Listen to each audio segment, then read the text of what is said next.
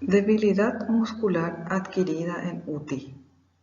Vamos a hablar del compromiso motor y neurológico que tienen los pacientes que se encuentran en la unidad de cuidados intensivos y a su vez en su traslado en las salas de internación.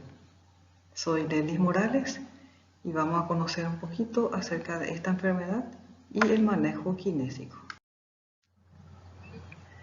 Para entender acerca de la debilidad muscular adquirida en UTI, tenemos que conocer la diferencia entre la fatiga y la debilidad muscular. Ambos son disfunciones musculares, sin embargo, se diferencian una de otra según sus características. En relación a la debilidad muscular respiratoria, es aquella incapacidad que tiene el músculo estando antes en reposo para generar una fuerza.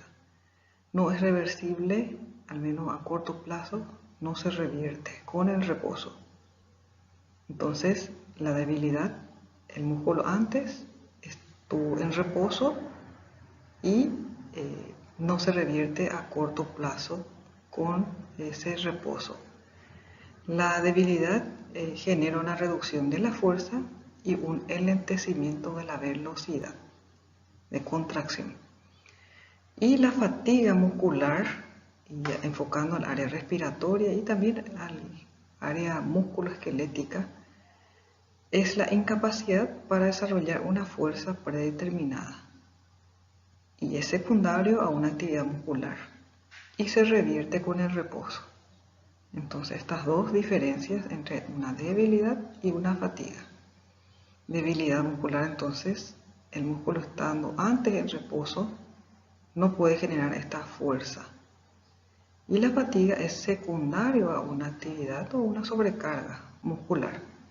La fatiga, una vez que cese esa exigencia, esa sobrecarga y reposa la musculatura, se revierte con ese reposo. ¿Cuáles son las causas de la fatiga muscular? ¿Por qué un paciente se puede fatigar y cuáles son las causas de estas? Aumento de la demanda energética, ya sea por la enfermedad que tenga, ya sea por la sobrecarga en la actividad o la demanda metabólica que tenga el paciente, no necesariamente por una enfermedad, por una actividad motora, por ejemplo. También cuando disminuye la energía disponible, energía importante para esa fuerza muscular, desde el punto de vista nutricional, metabólico, electrolítica. Cuando hay una disminución en la competencia a nivel neuromuscular, hay un trastorno que limita esa unión neuromuscular o esa conexión. También cuando hay dificultad cardíaca en la entrega de un adecuado flujo sanguíneo a los músculos respiratorios. Entonces, cuando hay una falla cardíaca, una descompensación cardíaca, la volemia se encuentra alterada y no llega un flujo importante a estos pacientes. Algunos ejemplos de fatiga que podemos observar en el área respiratoria puede ser aquel paciente recién nacido, aquel paciente prematuro, que por la desventaja anatómica, biomecánica y fisiológica pueden generar una fatiga. También aquellos que tuvieron una desconexión de la ventilación mecánica, se les extubó, después de respirar espontáneamente se pueden cansar y pueden tener una fatiga. También aquel paciente con asma, que tiene asma y está con EPOC, y ante una crisis de asma se pueden cansar también, así como la crisis de EPOC. Y la debilidad que dijimos que es una condición de limitación en la fuerza y la velocidad, estando el músculo antes en reposo. Y algunos de los ejemplos son aquellos que ya están comprometidos, la masa muscular o la unión neuromuscular, como una parálisis diafragmática, las distrofias musculares, la desnutrición e incluso la hipercapnia, el acúmulo de CO2 que se observa gasométricamente. Esa debilidad del paciente con debilidad muscular se va a cansar más rápido, puede fatigarse y esto a su vez llevar a una insuficiencia ventilatoria. Los factores de riesgo de la disfunción respiratoria. ¿Por qué el paciente va a tener una disfunción respiratoria estando en cuidados críticos? Por la enfermedad propia, por la cual se internó, está en terapia, por estar expuesto ante esa multiinvasión que es propio de la unidad de cuidados intensivos, ante la inflamación sistémica por la enfermedad, por la multiinvasión, por su condición de vulnerabilidad, por la hiperglicemia, que no precisamente porque es diabético o por ser diabético se puede manifestar, sino que es un factor que puede estar presente en un paciente crítico grave. También aquellos pacientes que reciben corticoides y bloqueantes neuromusculares. Entonces, todo esto condiciona a la disfunción respiratoria.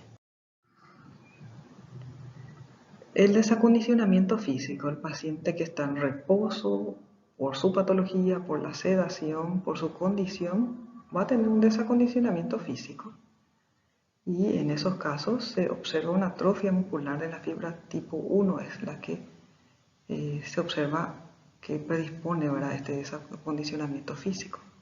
Hay una menor capacidad oxidativa mitocondrial, baja tolerancia al déficit de oxígeno, mayor dependencia al metabolismo anaeróbico.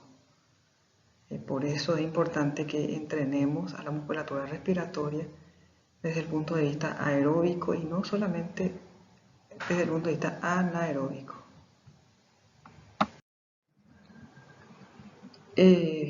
La debilidad muscular adquirida en UTI tiene varios nombres, tiene varios conceptos y tiene, según la evolución de esta enfermedad, fue cambiando también los términos. Anteriormente se conocía como parálisis flácida, o otros hablaban de paresia adquirida en UTI, otros de enfermedad neuromuscular adquirida en UTI, otros manifiestan la polineuropatía del paciente crítico y también la debilidad muscular adquirida en UTI, que es el título que hoy vamos a considerar, teniendo en cuenta que la debilidad tiene una subclasificación que a continuación vamos a ir viendo. Entonces estos términos son los utilizados a la hora de describir estos pacientes que tienen compromiso muscular y neurológico. Entonces, la debilidad adquirida en UCI es un conjunto de signos y síntomas que conlleva una debilidad simétrica bilateral de las extremidades y que se adquiere en UTI. Entonces, la debilidad, como el término lo dice, debilidad muscular, y es bilateral. Ambos hemicuerpos, ambas extremidades superiores e inferiores. Esta condición predispone en aquellos pacientes que están conectados a ventilación mecánica 7 días y más, ¿verdad?, intubados. Y en estos casos encontramos un 25 a 30% de esta afección. Los factores de riesgo, no solamente estar intubado, también aquellos que tienen sepsis, un síndrome inflamatorio, hiperglicemia, bloqueo neurológico a través de las drogas, la inmovilidad prolongada. En este último punto es importante la movilización precoz, que vamos a hablar más adelante. La causa de la debilidad muscular adquirida en UTI tiene varias causas. Puede ser la polineuropatía del paciente crítico, la miopatía del paciente crítico o ambas. Entonces, puede comprometer, vamos a ver después, a nivel de los axones, a nivel neurológico o a nivel muscular o ambos.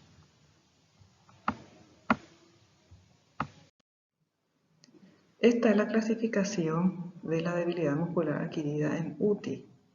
Y en esta clasificación podemos ver de vuelta estos conceptos. Cuando leemos en la carpeta el diagnóstico médico que dice polineuropatía del paciente crítico, estamos en sala de internado y leemos ese diagnóstico, Si es así, tiene un compromiso axonal, sensitivo y motor. Hay una degeneración axonal primaria de las fibras motoras y sensitivas y se acompaña a una degeneración de las fibras musculares. Es el resultado entonces de la desnervación aguda, en el caso de la polineuropatía del paciente crítico. Esta polineuropatía afecta generalmente a pacientes, a personas con sepsis grave o una falla multiorgánica. La miopatía del paciente crítico afecta a nivel muscular, a nivel metabólico. Entonces, en estos casos es secundario, no precisamente es secundaria una lesión neurológica, sino que muscular. Hay una alteración metabólica, inflamatoria, a nivel bioenergético y hay incapacidad funcional. Y luego tenemos la polineuromiopatía del paciente crítico, que tiene ambos componentes, neurológico y muscular. A lo largo de los años, a lo largo del tiempo, la sobrevivencia en UTI es mayor, ¿verdad? Anteriormente, el paciente que estaba en terapia intensiva tenía una mortalidad muy elevada. Hoy, sin embargo, ese tiempo, vamos a decir, de internación, así como la supervivencia, es mayor. Y eso por todos los avances tecnológicos, por las ciencias propiamente, esto fue aumentando esta supervivencia en la unidad de cuidados intensivos. Dice que la mitad de las muertes en cuanto a la debilidad muscular que da UTI, en cuanto al paciente que está en UTI, la mitad de las muertes que ocurren en el primer año ocurre justamente después del alta de la terapia intensiva. Salen de la terapia intensiva y ocurre o internación o tras el alta ya en la casa. Y ellos, finalmente nuestros pacientes, van a tener este deterioro, van a tener esta alteración cognitiva y muscular, que son los aspectos que nosotros trabajamos en consultorio externo y en sala de internación. Un 50-70% pueden tener un compromiso cognitivo. Vamos a hablar un poquito más después de eso, y un 60-80% van a sufrir esa disfunción muscular. El debilitamiento muscular se hace evidente en las tres primeras semanas de estancia en UTI. Se estima que la debilidad muscular adquirida en UTI ocurre entre el 25 y el 60% de los pacientes que alcanzan su nivel de conciencia luego de una semana de ventilación mecánica.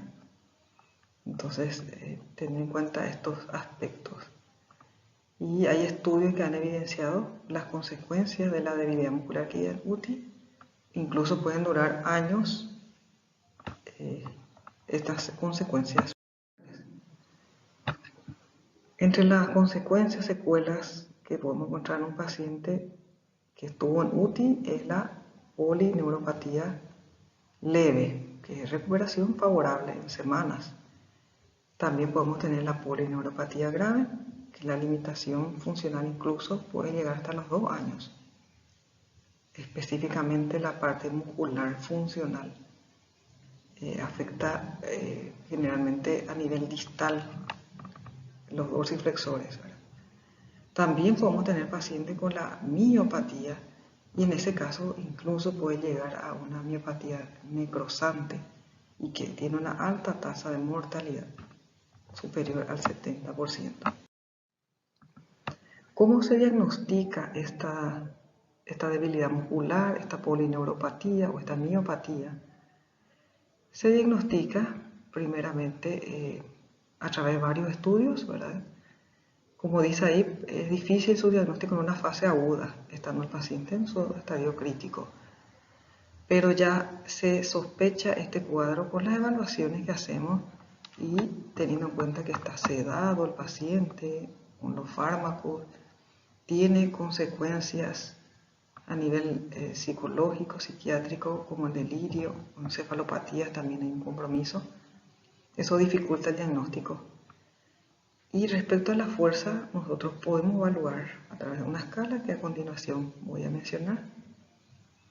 Otro diagnóstico que comprometa más esa debilidad a nivel distal. Le cuesta esa marcha, aún arrastra los pies en un paciente que ya está haciendo la marcha. Compromiso motor y sensitivo. Los reflejos ototendinosos pueden estar disminuidos, abolidos, conservados. Y entre otros estudios que se pide cuando el paciente no responde a la terapéutica, no logra hacer, por ejemplo, la dorsiflexión, una electromiografía se puede solicitar.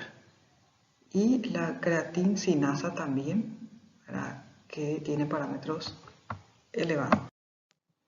Esta es una escala conocida por nosotros, la escala de MRC, Medical Result Council, que es una escala que valora hasta el valor 5, que es el máxima respuesta del paciente. Es igual a la escala que usamos de Daniels, solo que no realizamos esa repetición que pide Daniels y ese movimiento, esa amplitud de movimiento, sino que tenemos en cuenta, como dice acá, grado 1 mínima contracción, grado 2 movimiento sin gravedad, grado 3 tiene que vencer la gravedad, grado 4 movimiento completo contra la gravedad y mínima resistencia, grado 5 ya contra una resistencia total, ¿verdad? Evaluamos al paciente en cama. Como ven, estos son los movimientos que le pedimos, que se puede evaluar estando acostado el paciente. No hace falta hacerle sentar para evaluar cuádriceps, por ejemplo.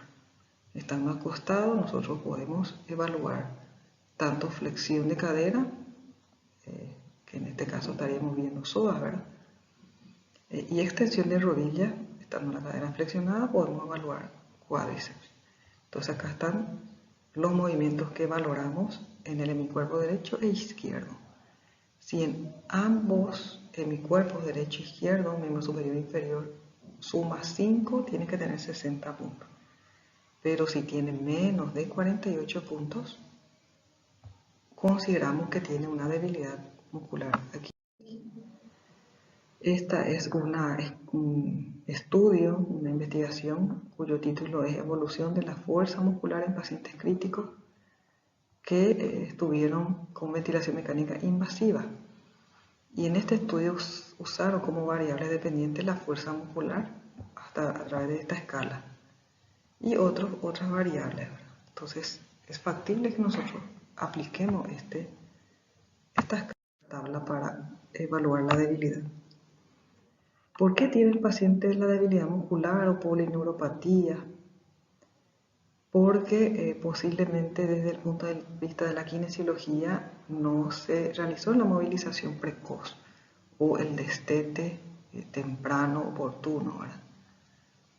En relación a las barreras para la movilización precoz, porque a veces no hacemos estas medidas preventivas sabiendo que puede tener una debilidad muscular, incluso una necrosis a nivel de la musculatura.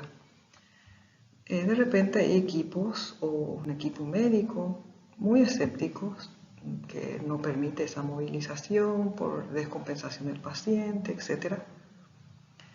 Muchas veces hay poco personal, el paciente está sedado, son muy pocos los kinesiólogos, el equipo de enfermería es escaso también. Entonces la falta de recursos humanos a veces limita realizar de manera oportuna, precisa, eficiente y eficazmente el trabajo. Falta de higiene postural del fisioterapeuta. Se refiere a la ergonomía del fisioterapeuta. Si yo no cuento con elementos que me ayuden a trabajar, si la cama no es ergonómica, la cama del paciente, es importante que cuidemos nuestra ergonomía. De lo contrario, seremos el próximo paciente respecto a la lesión que podamos tener, ¿verdad? Otra barrera. Otra barrera es mayor trabajo y poco seguro. Implica un desgaste físico para el kinesiólogo, para el personal. Y poco seguro se refiere a las consecuencias más que nada ergonómica y de bioseguridad. Eso es otro aspecto. Y seguridad laboral también, ¿verdad? No solamente bioseguridad, seguridad laboral ante, ejemplo, pacientes que están con un trastorno psicológico, psiquiátrico, con delirio y puede generar algún tipo de agresión al personal de salud. Después, otra barrera, el cambio de cultura. Cambio de cultura, esto es respecto a que se tiene que hacer de manera habitual, rutinaria, estos cambios de cúbito. No solamente por la fuerza, sino que por las úlceras por presión, por ejemplo. Y falta de ayuda tecnológica, esto es lo que habíamos mencionado, camas articuladas, elementos que me puedan facilitar ayudar. Estos son algunos argumentos que restringen la movilidad. Argumentos que puede que sea positivo, que verdaderamente no podamos moverle porque está el paciente con una reserva metabólica, está sedado, está bajo un coma inducido y no debe generar gasto cardíaco, etc. Puede ser también cuando se reduce el consumo de oxígeno por parte de los músculos y otros factores más, ¿verdad? O no le muevo porque le va a doler. Hay argumentos verdaderamente que no se puede dejar de lado y cuidar. Pero hay otros aspectos que sí podemos, con cuidado y con las medidas, movilizar. Y acá seguimos con las barreras para la movilización precoz. El síndrome confusional o agudo o delirio que tiene el paciente que está en UTI tiene el delirio o síndrome confusional. La duración que está en UTI es otra barrera, ¿no? Está intubado, tiene sus vías, no le puedo mover, no le puedo sentar. Trastorno de la conciencia, como dijimos, aún no puede de manera voluntaria colaborar, está todavía sedado, no está estable hemodinámicamente. Acá habla como barreras. Sin embargo, en algunos puntos esto no podemos dejar de lado. Si está inestable, no vamos a estar manipulando a esos pacientes. Y otros factores que acá ya citamos anteriormente. Este es un estudio donde se ve la movilización temprana progresiva y la importancia de esto. Vemos un paciente ventilado con un equipo que acompaña, acá vemos 4 personas que acompañan dentro del equipo de salud. Uno acompaña el respirador, otro acompaña al paciente, otro sostiene su sonda, su drenaje. Él tiene un andador. Imagínense todo el equipo de recursos humanos y tecnológicos que se requiere y también tener en cuenta el espacio físico. Algunos ejemplos de terapéuticas que aplican los colegas para la movilización precoz. Si tenemos un espacio reducido, por ejemplo, ¿cómo podríamos ir abordando esta actividad? La fragilidad del paciente crítico. El paciente crítico está vulnerable a otras infecciones, a otros compromisos. Se encuentra frágil por su reposo, sedación, medicación, por el síndrome confusional que habíamos mencionado, por la disminución de la reserva fisiológica y la disminución de la capacidad de resistencia a los estresores. ¿Cómo reconocer esa fragilidad que tiene el paciente que está en UTI? Y tenemos estos 4 aspectos. Dismóviles es la dificultad que tiene el paciente para movilizarse. Dificultad desde el punto de vista del espacio físico, de su enfermedad, de su condición y de los recursos. Después el delirio, que se encuentra comprometido en los pacientes que están bajo efectos de la medicación. La debilidad muscular que hablamos y la baja tolerancia al ejercicio, que eso se va ganando de a poco. De vuelta acá hablamos de la fragilidad del paciente crítico, de esa sarcopenia que va a tener, ese desacondicionamiento físico, cómo se manifiesta en los pacientes y cómo vamos a ir readaptando. Cuán importante es movilizar para mejorar esta condición muscular, nutricional incluso del paciente. Este es un programa de actividad que se aplica en cuidados intensivos, que podemos usar como ejemplo. Igual cada uno va a ir tomando estas terapéuticas según su necesidad. Continúa el gráfico explicando y demostrando esas actividades. El paciente, dijimos entonces que no solamente tiene una disfunción motora, tiene también una disfunción neurológica y está con las consecuencias de esa medicación y posiblemente está tolerando su respiración espontánea. Tener en cuenta esos aspectos. Esto ya hablamos de la sarcopenia y la disminución de la fuerza muscular. Cuán importante es ir trabajando el aspecto muscular. Este es otro punto que tenemos que considerar en el paciente que está en UTI y tener en cuenta en el abordaje el dolor, la ansiedad, la agitación, el delirio y la inmovilidad que está en el punto central. El paciente está en UTI, en una sala crítica, rodeado de monitores, de alarma, pacientes severos, graves y tener en cuenta estos aspectos, ¿verdad? Y tratar de ofrecer el mayor confort, calmarlo, como dice acá. Si está con dolor, a través de la medicación controlar el dolor, tratar de ir retirando la sedación al paciente y en los momentos de las visitas que se realizan, ¿verdad? De esa contención, ese acompañamiento también es importante. Esta escala, estas fichas de evaluación kinésica me pareció muy interesante.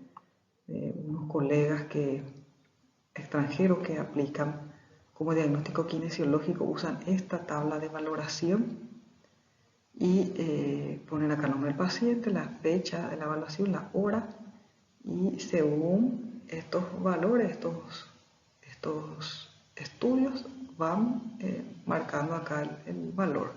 Esto ya está codificado según CIE-10. Entonces, nivel de conciencia, según la escala de Glasgow, frecuencia cardíaca, la presión arterial, la PAM sobre todo, y otros valores más que uno puede ir anotando de manera analítica, como vemos acá, todas estas actividades. Y finalmente vemos acá la escala de la fuerza muscular. Hay otras pruebas también que ya fuimos hablando de la marcha, de la disnea, otros tests que podemos valorar y puntuar. Y otras actividades, si el paciente ya está más lúcido, más despierto, bueno, valorar si puede sentarse, cuánto tiempo permanece sentado, la bipedestación, pararse, hacer apoyo unipodal, andar o caminar pasos cortos, disociar la cintura pélvica, subir escalones. Y fíjense los colores que esta ficha nos propone, ¿verdad? En color blanco es una valoración ante medida de protección, valoración color gris, valoración con actividad en cama y el gris oscuro ya una valoración fuera de la cama. Algunos elementos que podemos fabricar nosotros con PVC para promover la movilización. Y esta tabla muy interesante me pareció, un gráfico en 24 horas, como vamos midiendo de 8 a 8, por ejemplo, cuántos tiempos le recomendamos sentarse con la cabecera en una silla y si logra pararse también. Entonces con esto finalizo este tema. Voy a estar atenta a sus preguntas.